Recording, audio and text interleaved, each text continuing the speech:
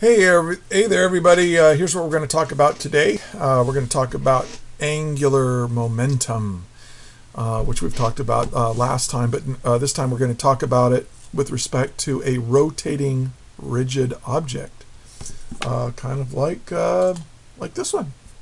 We have a little top here, and if I spin it, it's going to rotate, and it's a rigid object. It's not changing shape, it's not adding or losing mass or anything like that, and the axis of rotation is pretty much staying constant here. It's pretty much straight up.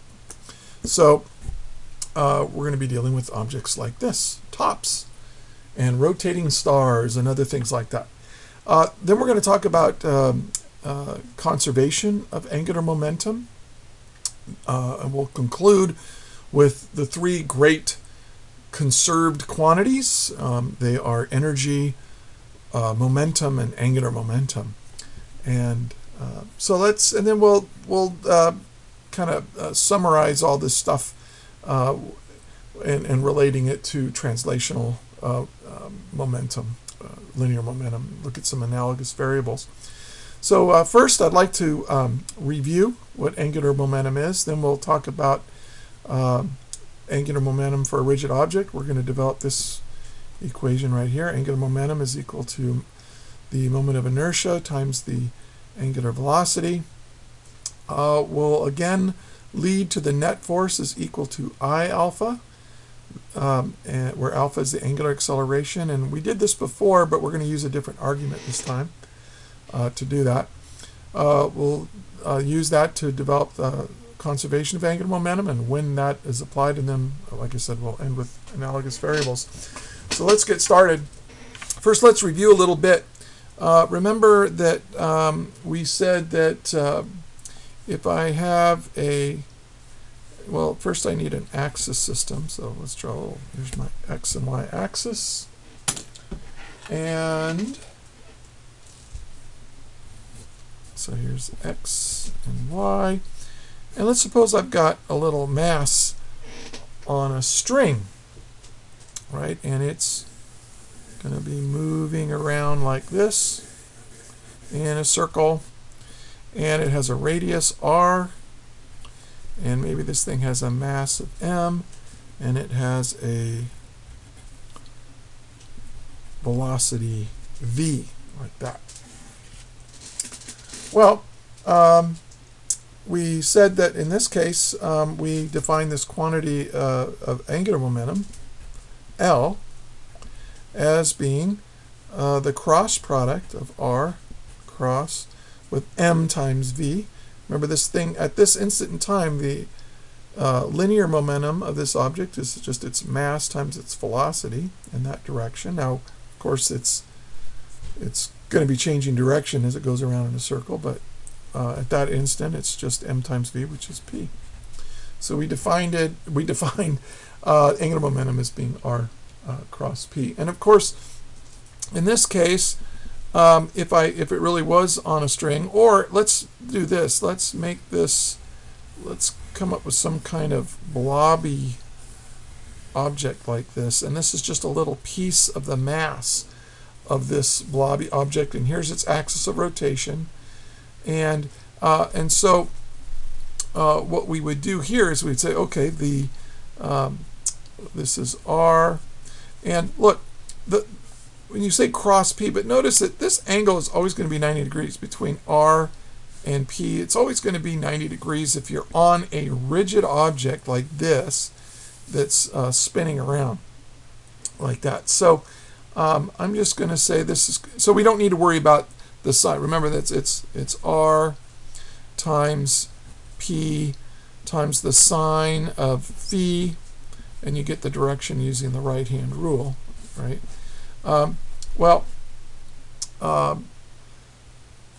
The angle is phi is always 90 degrees, right? If I extend r out like this, and here's v, this is going to be a right angle, and the sine of 90 degrees is 1, so this is always going to be 1. So it's just going to be r times p, which is r m v, and then the angle of the angular momentum vector for that little chunk of the mass will be determined by the right-hand rule. And of course it's going like this, so it's going to be, coming at you. So that'd probably be in the positive k hat direction.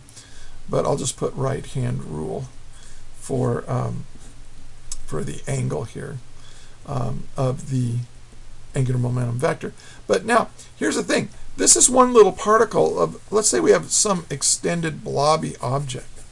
And so what I can do is I'm going to look at just a little tiny chunk of it, call that mi, and this is ri, and this is vi. Okay, so this is the angular momentum of a little tiny piece, which we're going to call I. And then, of course, if we sum it all up, we'll get the total angular momentum. Now, but before we do that, remember this thing. Let's say this thing is spinning at a certain angular velocity at that instant. Remember, there's a relationship between the speed of the object and its angular velocity. So we're going to say that vi is equal to ri times omega.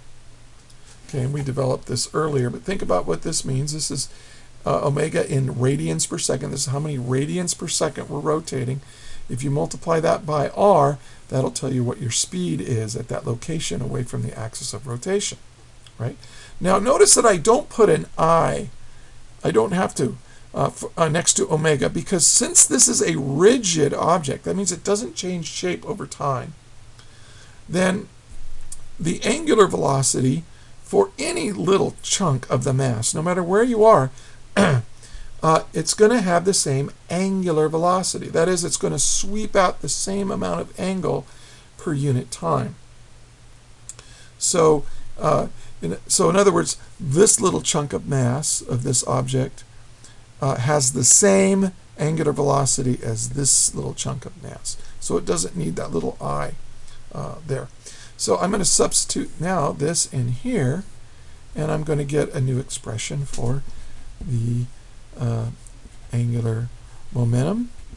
It's going to be Ri times m times Ri times omega. And look what we've got here. We've got Li is equal to MRI squared, MI, I forgot to put it, times omega.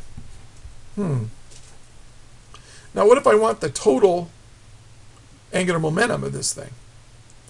Well, if I wanted to do it analytically, I would have to use calculus, and this would have to be a very symmetrical shape in order to use calculus. But for a blobby thing like this, some of you, hopefully, will go into computer science, and one of the things that computer science people do is they figure out how to calculate these things by breaking this up into a very zillions, maybe billions of little tiny chunks, and summing these,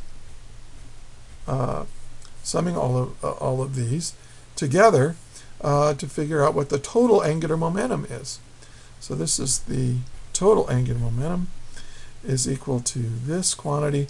Now, using summation notation, I can factor out the omega, because the omega is the same for each of these mi ri squared times omega. I can just factor out the omega and then put this in parentheses. Okay, now this should look familiar to you right here. What is mi ri squared when you add it all up? Anybody? Well, okay, I'll tell you. It is the rotational inertia of the object. Now remember, angular velocity is a vector.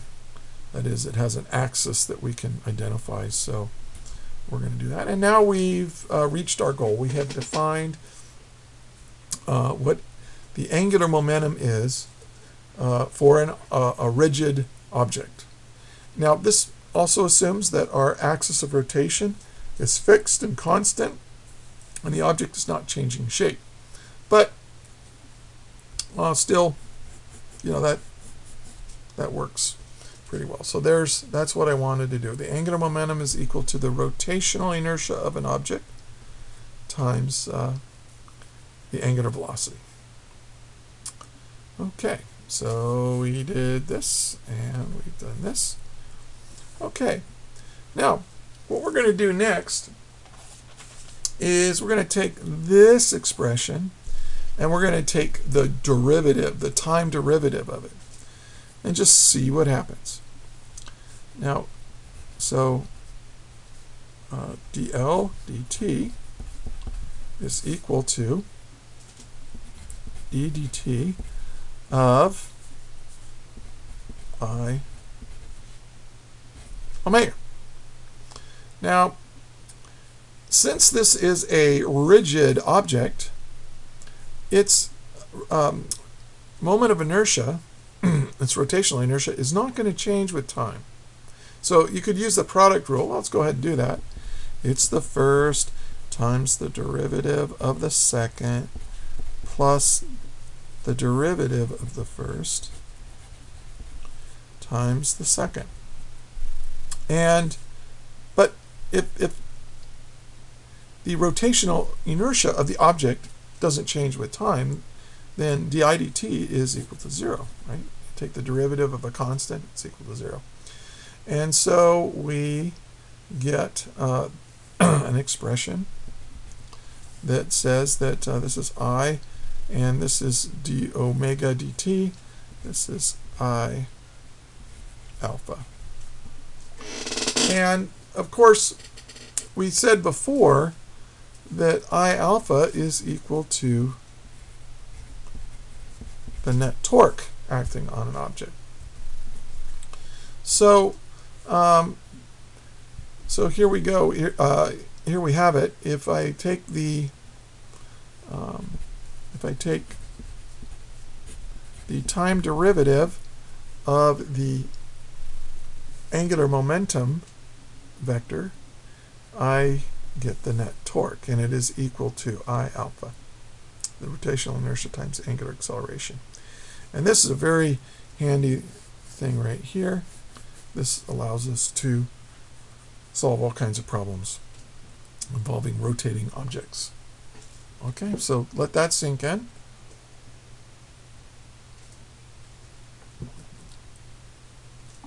Okay, and so we've done this now. Now, what if this, what if we could say that the net torque on my object is equal to 0? Let's say there's no net torque on my rotating object. Well, what does that mean? That means that that's equal to dl dt. If the net torque is 0, then the rate of change of angular momentum of the object is also equal to 0. And that means something very special. That means that the angular momentum of the object is a constant. And if something is a constant over time, that means that something is conserved. That's what we mean when we say something is conserved. It's not changing as time passes. So we can say then that L, the initial momentum of my rotating rigid object, will be equal to the final momentum of my object. As long as this is true right here. If the net torque is 0, if I don't have any net torque on an object, then its angular momentum will be constant with time. And you see this with that little top. Let's see, where is my top? Here it is. Okay, now if I just leave it right here, it's well, it's not doing anything. If I want to make it spin, though, I have to apply a net torque to it, and I do that by spinning this.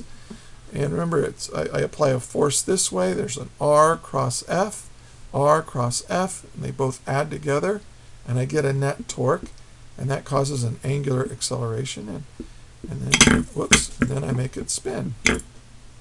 Okay. So now it's spinning, but now if we ignore air resistance, and there is a tiny bit of air resistance on here. I think my disk isn't quite level, so it keeps drifting. But it's going to spin for a long, long time because, look, right here, there's a little point right there. I don't know if you can see it. I don't know if it's in focus. But there's a little point right there that it's on, and it's in contact with the paper. And but there's just not a lot of torque applied by the paper to this little point right here. There's no R. R is practically zero, so even if there's a little bit of friction there, it doesn't get much, there's not much torque on it. So thus it will spin like this for a long, long, long, long time. Now if you eliminate all resistance, air resistance and any friction there, this thing will essentially spin forever. Now can you think of something that's spinning essentially forever? It just keeps spinning and spinning and spinning? The Earth. The Earth spins in space, and it's never going to stop spinning because there's nothing, at least not right now, at least until the sun explodes 5 billion years from now, there's nothing out there to apply a net torque to it. So it's just going to keep spinning on its axis forever. And that's what it's doing. Okay. And that's why the length of the day doesn't really change over time. Okay, technically it does change over time, but that's a big complicated issue. It has to do with Earth's interaction with the moon, and the moon is moving farther away from the Earth and so on and so forth, but I don't want to get into that right now, but it's, you can ask me about it later if you want me to kill some time. All right, so we have talked about conservation of angular momentum. Now there is a problem here. It doesn't involve a rigid body, but I think that actually in this analysis this holds true even if the body is not rigid. Now here's what I want you to do. I want you to think about a skater. So here's a skater. I'll try not a skateboarder. I'm talking about a figure skater. So here's a figure skater, and here's her arms are out. She's got a leg down like this. Here's a skate, and her I don't know how to draw this without embarrassing everybody, but here's a leg that's sticking straight out. Maybe here's her skate, like right here, and she's twirling around. Okay, and you've seen this, right? Well, look, she has her arms and legs have mass, and here's the axis of rotation right here. And let's say she goes into a spin. So she's going to go into a spin, and she's spinning, right? She's rotating, and look, there's a little tiny bit of air resistance. So yeah, eventually she's going to slow down, and there's a little tiny bit of friction with the ice, but not very much. So over a short period of time, her angular momentum, let's just say, to simplify things, her angular momentum is going to be constant. Well, she has a certain rotational inertia. Our mass is distributed away from the axis of rotation. And she has a certain angular velocity. So this will be her initial rotational inertia, her initial angular velocity, and that's got to be equal to her final rotational inertia times her final angular velocity, because what is she going to do? I mean, you've watched skating before, right? What do? They pull their arms and legs in so that their arm will come down here, and they hold their arms really close to their body. They bring their leg in here, and so now all of a sudden all this mass that was way out here is now much closer to the axis of rotation. So what has she done? Well, from the initial state to the final state, she has dramatically dropped the value of her rotational inertia. Well, in order for that to happen, you have to increase the angular velocity. And you've seen this, when you pull your arms and legs in, you spin a lot faster. But this tells us how much faster. I mean, the final angular velocity will be equal to the initial angular velocity times the ratio of the initial over the final rotational inertia. So if this goes down, and this, then this has to go up. Okay, to keep. I'm sorry. If you reduce your final rotational inertia, the denominator is smaller, then this is going to get bigger by the same proportion. And you know what? In class, I'm going to do some demonstrations of this that'll be pretty cool. So you'll like it. Okay, finally, let's talk about some analogous variables. I think we've mentioned this before, but it's just a helpful way of remembering these things.